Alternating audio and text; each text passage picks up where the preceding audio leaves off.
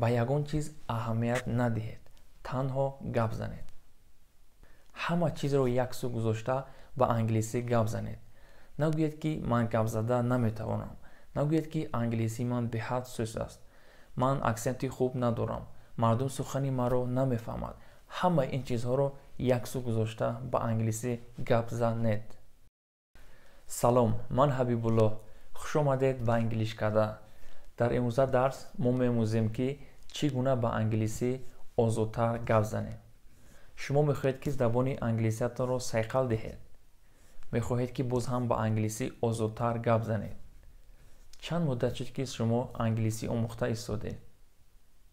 оё пай бурдед ки бо вуҷуди сахт омӯхтан гоҳо наметавонед бо англисӣ озод гап занед? шумо бисёр луғату грамматика меомӯзед, аммо ҳангоми гапзанӣ ба мушкилиҳо дучор мешавед.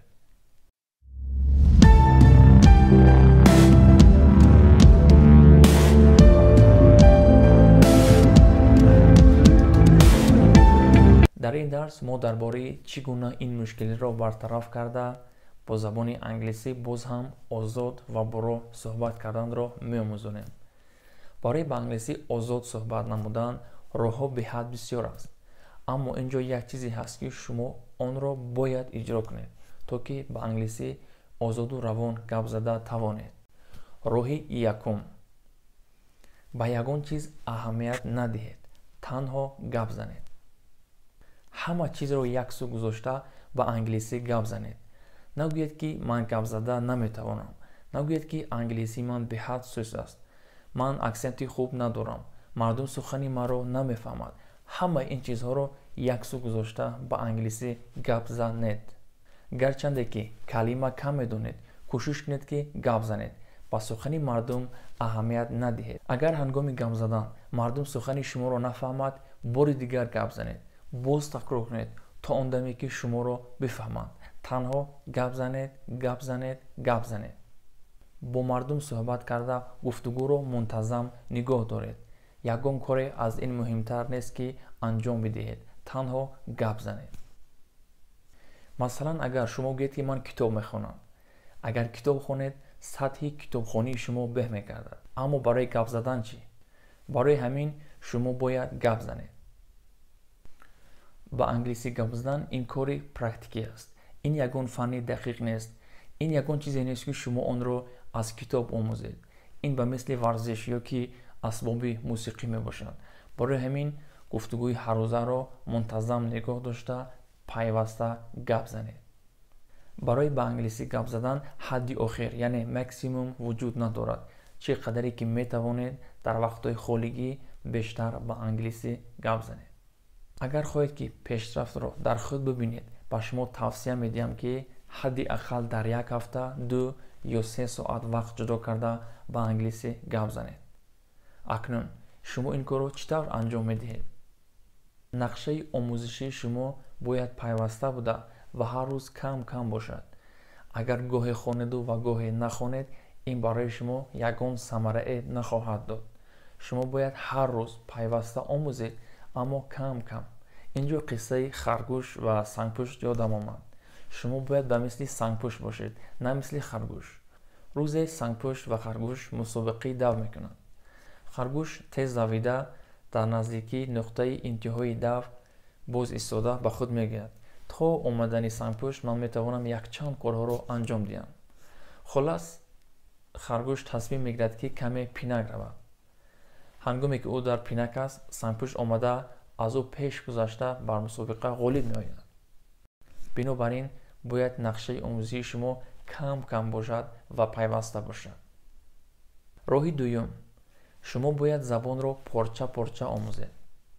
ин ҷо саволе дорам. шумо чӣ гуна луғат меомӯзед? гоҳо ба луғатомӯзии донишҷӯён аҳамият медиҳам. чунин менамояд: head сар, life ҳаёт, water об. мисли ин онҳо калимаи англисиро навишта, дар бари он тарҷимаи онро навишта ва кӯшиш мекунанд ки онро аз худ кунанд. хуб, агар мо бо чунин роҳ калима аз ёд кунем, ин ба гап задани мо чӣ робитае дорад? шумо бо ин роҳ маънии худро бо як роҳи мураккаб ва бо як роҳи ғайритабиӣ маҷбур карда истодед. اول آنکه شما کلمه رو алоҳида омӯхта истодед. аммо шумо вақте ки мехоҳед гап занед ба шумо калимаҳои алоҳида лозим намешавад. ба шумо танҳо ибораву ҷумлаҳо лозим меояд. дуюм ин ки шумо англисиро тавассути забони тоҷикиятон омӯхта истодед. шумо наомӯхта истодед ки ба англисӣ гап занед. шумо майнаатонро маҷбур карда истодед ки аз забони тоҷикӣ ба забони англисӣ дар саратон тарҷума кунед. хуб, оё гуфтан барои шумо возеҳ аст? масалан, дар сари шумо як ҷумлае ҳаст. шумо мехоҳед онро ба англисӣ тарҷума кунед. шумо чӣ кор мекунед? шумо ҳар як калимаи онро дар сари худ ба забони англисӣ тарҷума мекунед. ва ҳангоми тарҷума кардан, агар ягон калима барои шумо нофаҳмо бошад, шумо он ҷо руст мекунед ва нисбати англисидонии худ худро бад ҳис карда гап заданро бас мекунед. агар шумо хоҳед ки ба англисӣ тезтар гап заданро ёд гиред, ҳатман ин одатро партоед. чунин роҳи омӯзиш хеле суст буда ва ҳамеша суст мемонад, чунки дар як вақт шумо якчанд корҳоро анҷом дода истодед. ҳам ҳаракат карда истодед ки бо ду забон чизҳоро фикр карда ва ҳам дар хотир нигоҳ доред ки ин кор барои ҳама кас мушкил аст. пас чӣ кор бояд кард? чӣ хеле ки дар аввал гуфтем, ҳангоми гап задан ба шумо ибораву ҷумлаҳо лозим аст. пас биёед ба омӯхтани ибораҳову ҷумлаҳо оғоз мекунем. масалан, ягон кас аз шумо мепурсад: What are you doing this weekend?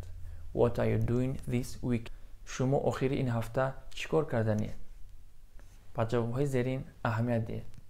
I'm going to see some old friends. I'm going to see some old friends. ман ба дидори якчанд рафиқони дерина меравам. ё ки I might do some odd jobs around the house.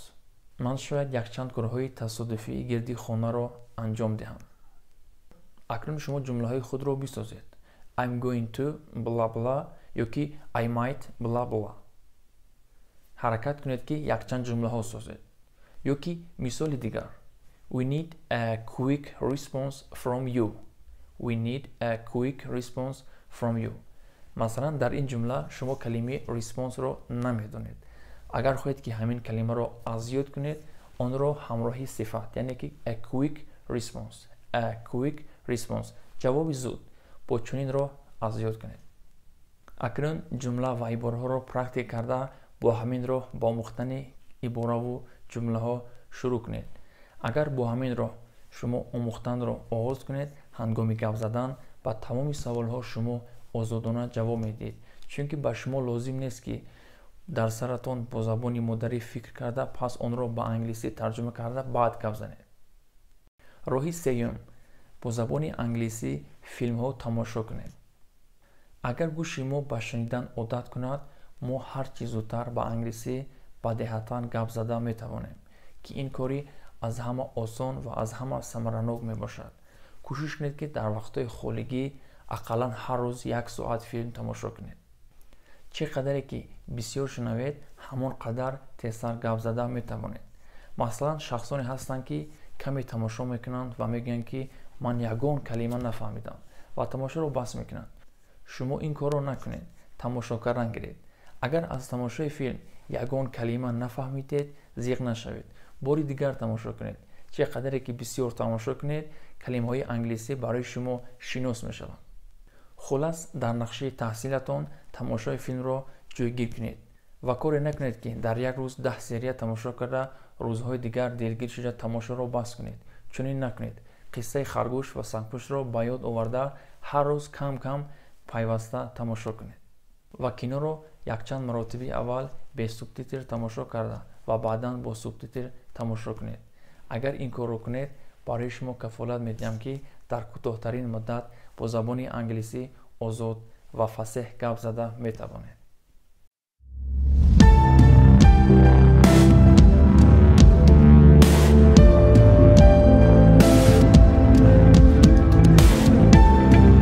хуб, шогирдони азиз, видеои мо инҷо ба поён мерасад. орзу дорам ки дар ин видео чанд нуқтае бошад барои ба англисӣ бозам озодтар ва фасеҳтар гап задан ба худ гирифтед. боқӣ саломат бошед.